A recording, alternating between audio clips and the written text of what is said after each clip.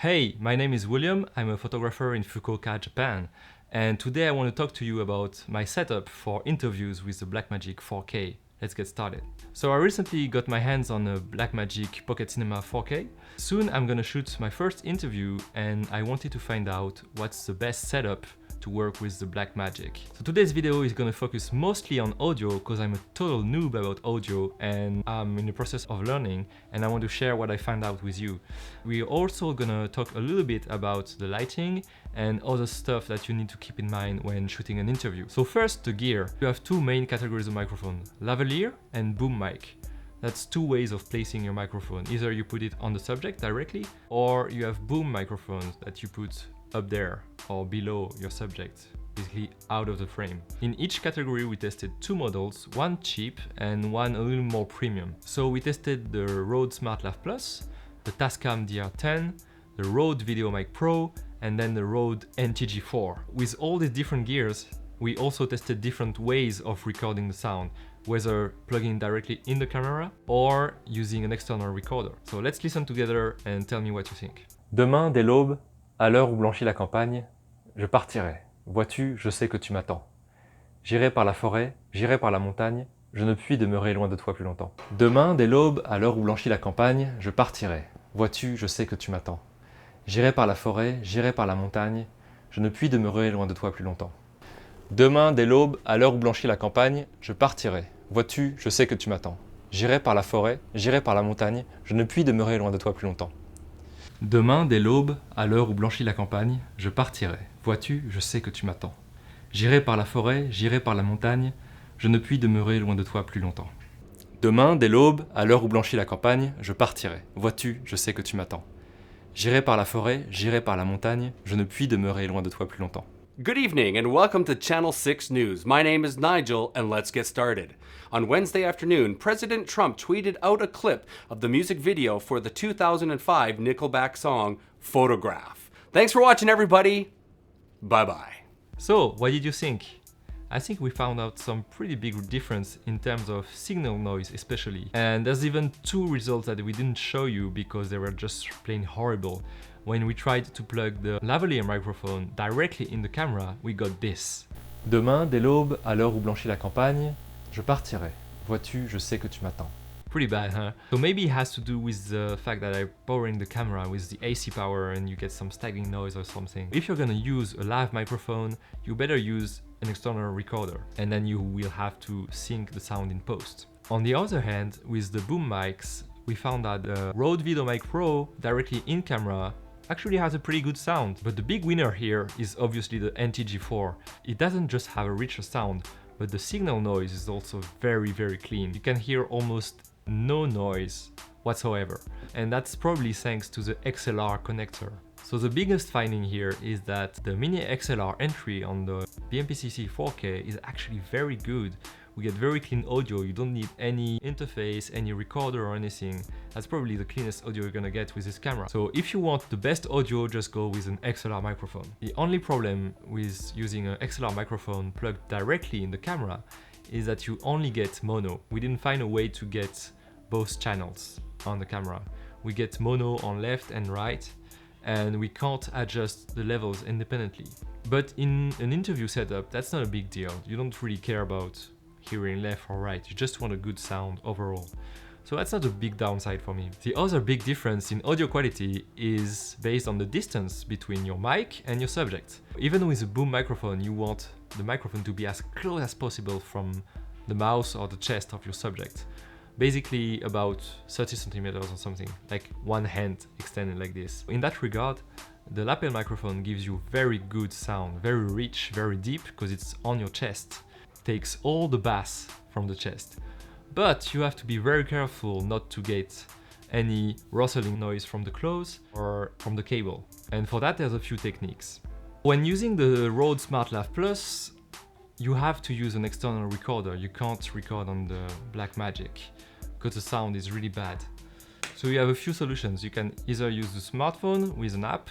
I use Rec Forge 2, which is really good because you can actually adjust the levels, or you can use an external recorder like this Tascam right here. A small quirk though is when we listened to the Tascam audio with headphones, the sound was really bad. It was doing like some static noise, like this. It was really horrible, so I thought that the Tascam did a very bad job, but afterwards when listening to the files on my computer, the sound was perfectly fine. So just a thing to keep in mind. Basically the audio output on the Tascam is really bad.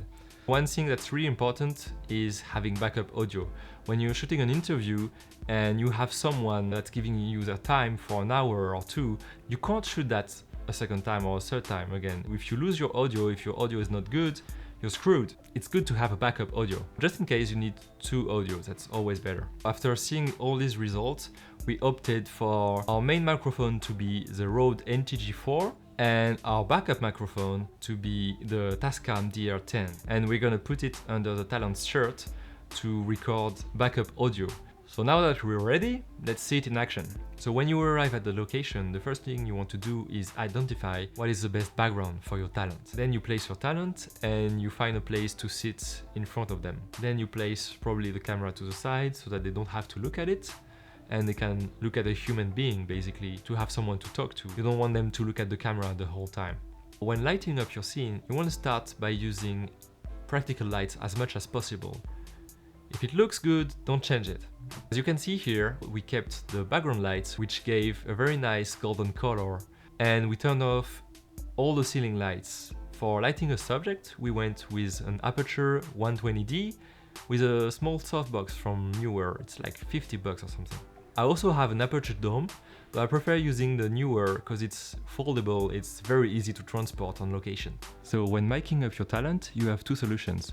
You can either attach it on the collar and leave it visible, or if you want to hide it, what you want to do is ask your talent to wear two shirts. So first what you want to do is remove all accessories so that you have a bare microphone. Then you want to take a piece of tape and fold it into little triangles. Like this. So you have to make two of these and then you can place them on both sides of your microphone, like so. And you want to leave just the tip of the microphone standing out. Now, before you place the microphone on the chest, what you want to do is a little loop like this, so that any noise coming from down the cable won't make it to the top. Once you have your loop, keep it loose like this, stick the microphone on the chest. You can put it in the middle, on the side, whatever. And then take two more pieces of tape and place one below the loop and one above. There you go. Now your talent just has to put in his second shirt and it's hidden. A good thing to do is also have headphones to monitor the audio coming out of the camera or coming out of your lav microphone. For that, we used a pair of Bluetooth receptors. One is plugged to the Tascam DR10 and the other I have my headphones plugged in. You don't want to use the Bluetooth for your main audio because you do get some static noise, but for monitoring purposes, it's perfectly fine. When doing an interview, oftentimes you're gonna sit there for an hour or two, and one very important piece of gear is a good tripod. Don't cheap out on your tripod, it's very important. If your tripod is too lightweight, you risk your frame changing during the shoot because you're gonna bump it or because it's gonna drift or whatever. My recommendations are the Manfrotto 55 because it's very heavy and sturdy and it will keep your camera in place. It's obviously a Manfrotto base plate. The one thing I don't like about it is if you want to make the camera level, you have to adjust each leg individually.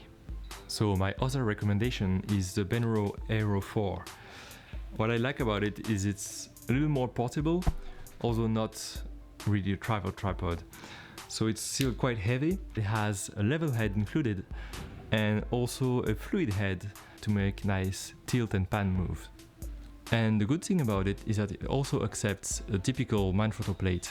Get a good tripod and, if you can, weight it down with a bag or something. The good thing with the Blackmagic camera is it comes with an AC cable that you can plug directly into the wall, so you don't even have to care about battery life. If you're going to shoot an interview for 2 or 3 hours, the last thing you want to do is switch batteries every 30 minutes. For storage, we used the Samsung SSD plugged with an USB cable directly to the camera. But if you want to use an SD card, that's just fine. If you have one, I would recommend bringing a small monitor that you can put next to you or on the table, so you can keep an eye on your video while talking to your talent. And hopefully, if you do everything right, this is the final result. 相手に対する思いやりであったりとか気持ちの部分、相手はどう考えとんかなとかそういうのも目配り気配りがすごくなっていくと、相手はこう考えとんやないかとか、いろいろその先をこう読んでいく力っていうのは、すげえそういうのでこう習ってきとうことが生きてきとうかなと思う。One thing I didn't talk about today is lenses. So stay tuned for my next video about the best lens in the world, the Sigma 8-35. Why I love it and why I hate it. Okay, back to the video. So in conclusion, if you're really serious about shooting interviews with the BMPCC4K and you're gonna shoot a lot of them, I would definitely recommend the Rode NTG4. It's the best solution to give you the most crisp audio and the less signal noise.